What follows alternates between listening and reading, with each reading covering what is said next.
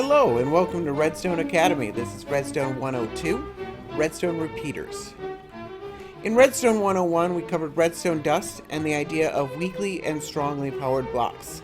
If you've not already watched that episode or you're not already familiar with those ideas, you may want to go back and watch that episode. I will put a link in the description. In this episode we will build upon that foundation and talk about redstone repeaters. These are redstone repeaters. This is what it looks like in your inventory. This is what it looks like when you place it on the ground. The primary method of getting a redstone repeater is through crafting. You will need 3 stone, 2 redstone torches, and a redstone dust. You can craft redstone torches using a stick and redstone. When you place a redstone repeater on the ground, it will always be facing away from you. You can see it's kind of got an arrow in the texture that is pointing towards the front. It also has these 2 tiny little redstone torches here. Those are at the front side as well. And the back side is this side over here where I placed it. And so if I place it, you see the back side is always facing towards me and the front side is always facing away from me. For the most part, redstone repeaters follow all the same placement rules as redstone dust. You can place them on top of any solid block, top slab, upside down stairs, glass blocks, coarse flowers, hoppers, ice, scaffolding, soul sand, and beacons. A couple of notable exceptions is that you can place redstone repeaters on top of cauldrons or composters. You cannot place redstone dust on top of these 2 blocks right here. And then a couple of things that I forgot to mention in the last episode is that sea lanterns and glowstone actually act just like glass. You can place redstone dust on top of them and redstone repeaters as well, but they cannot be powered. So they will behave basically exactly like glass. The new block, the shroom light, is actually treated like a solid block, and so you can place redstone dust or redstone repeaters on top of that, and also it can be powered just like any solid block. Like redstone dust, redstone repeaters can be used to transmit redstone, but they are one directional. They will only transmit redstone from the back to the front. So if I place it in the other direction, you will see that this would normally carry a signal if this were redstone dust. But since it's a redstone repeater that's facing the wrong direction, it will not power it. Also sideways doesn't do anything either. It's only when it's from the back to the front will it carry a redstone signal. Unlike redstone dust, a redstone repeater will actually strongly power a block. So we saw in Redstone 101 that powered redstone dust pointing into a solid block means that this block is considered weakly powered and it will not power redstone dust on the other side. But a redstone repeater, a powered redstone repeater, pointing into a solid block, this block is considered strongly powered, and it will power redstone dust on the other side. And we can also see here, we've got another weakly powered block. We've got redstone dust pointing into it. That will actually power the redstone repeater on the other side, and we can actually draw a redstone dust signal out of this redstone repeater. This is actually consistent with what I said in Redstone 101. I said that redstone components pointing into solid blocks will strongly power that block, and that a weakly powered block will power a redstone component. So a redstone repeater is considered a redstone component, and it will follow all of those same rules. I also said that redstone components that power blocks are, for the most part, will be directional, and the redstone repeater is no exception here. So we can see here we are not pointing this into this block right here, therefore it will not power this redstone dust right here. It will power this redstone dust, but it's not actually powering this block at all because it's not pointing in towards it. And the same goes here where we're weakly powering this block, but because this redstone repeater isn't pointing out of the block, it would have to be pointing this way in order to power it. And so you can actually draw it out of the side of the block like this, but if it's not pointed in the right direction, then it will not power the redstone repeater. It's also worth mentioning that a number of redstone components are considered solid blocks, so all of the same rules apply. I can strongly power this redstone lamp right here, and we can draw a redstone signal out of the other side of it. We can weakly power this note block, and then we can get a redstone repeater will be powered through that note block, but observers are considered transparent blocks, and we cannot power them, so we cannot draw a signal out of the other side, and the same thing goes for other transparent blocks as well.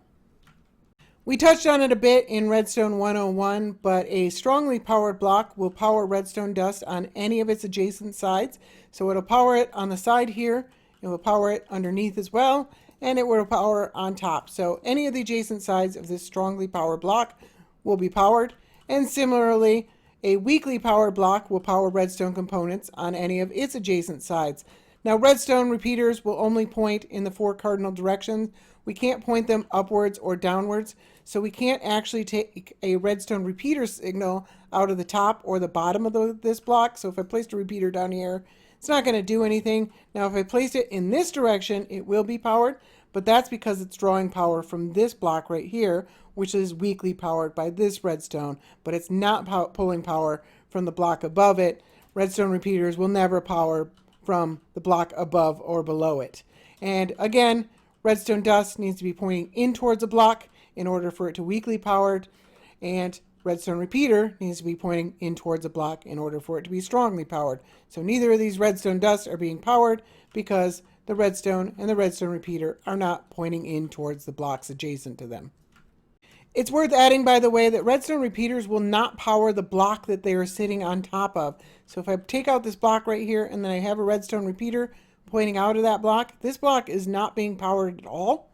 So we're not getting any signal. This is unlike redstone dust, where if I pull a signal out of this one, I actually am getting one, but this block is not being powered. Redstone repeaters can be used to power redstone components just like redstone dust can. And you can use the properties of redstone dust to make redstone a little more convenient from time to time. So I showed this example in Redstone 101 where we had to work our way around in order to power both of these lamps with redstone dust.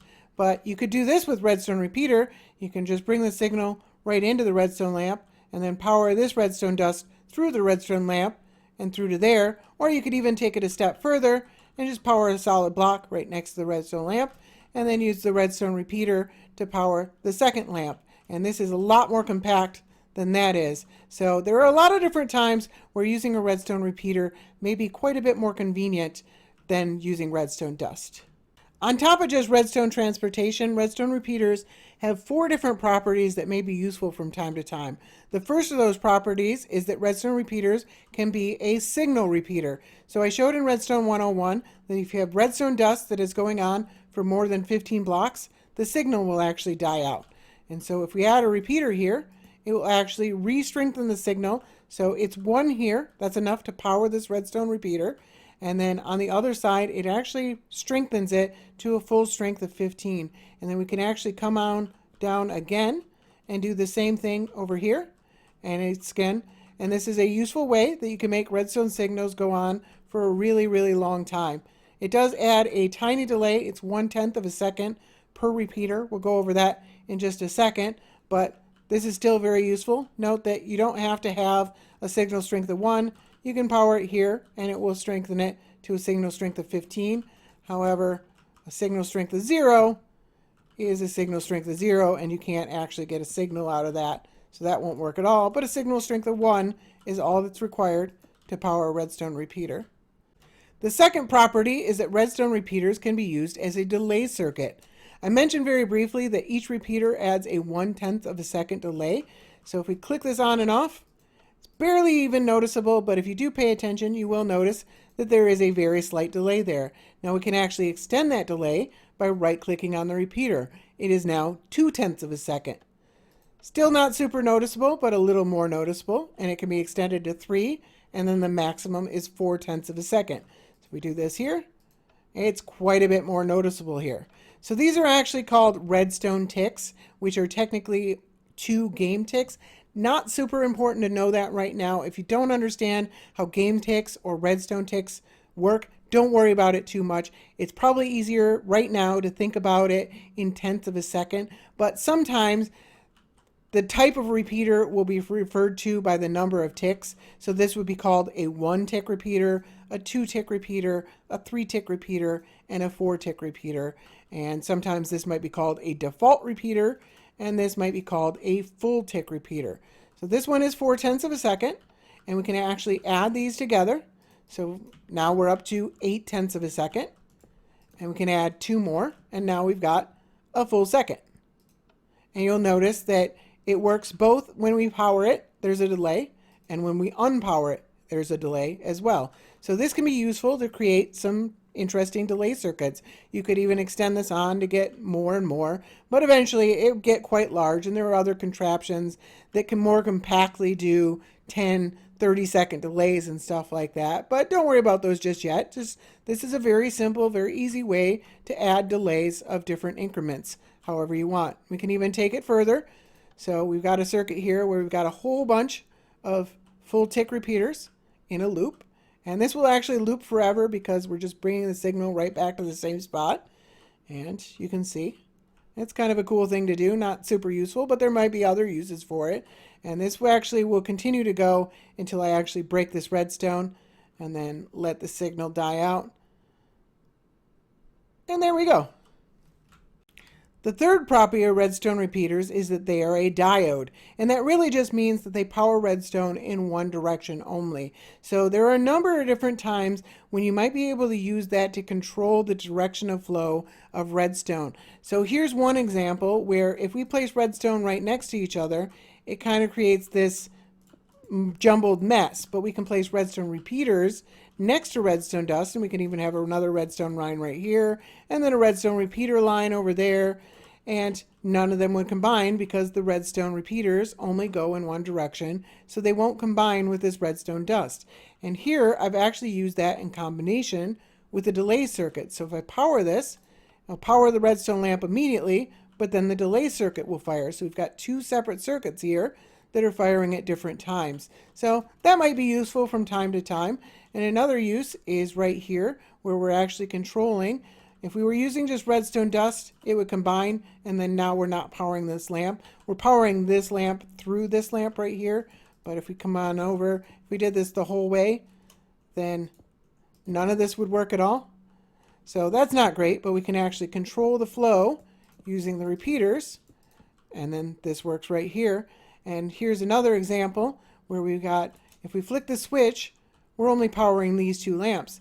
This redstone repeater is going the opposite direction, so the redstone signal will not flow through it. So we power it from this side, the opposite happens. We're powering these two lamps, but we're not powering through that one. So that's kind of cool. And by powering both of them, we can power all three lamps, but you can see the flow doesn't go. So that's one way the redstone repeaters can be used to control flow and the direction of flow. The fourth property of redstone repeaters is used a lot less often, but it can be used to lock other redstone repeaters. So here we have a signal and we are powering this lamp right here. If I power a redstone repeater into the side of this redstone repeater, you see it's got this strange bar here. That actually means that this redstone repeater is locked.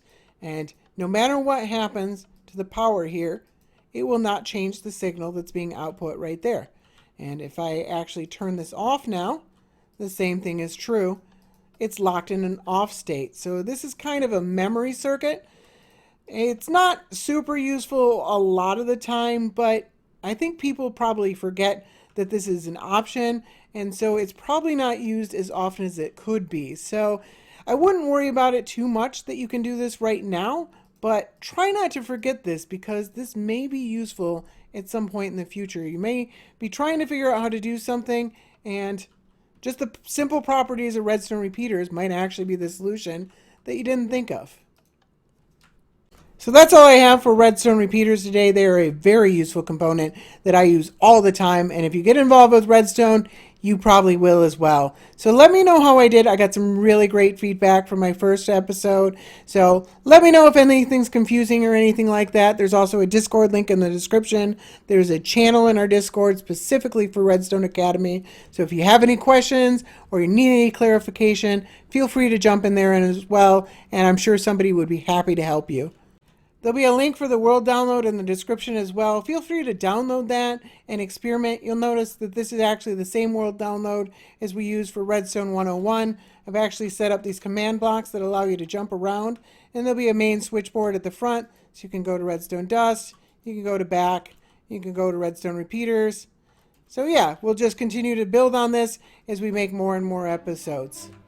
So until next time, I want to thank you very much for watching. I hope you enjoyed this episode, and I hope to see you again for Redstone 103, where we'll go over powered components. Bye now!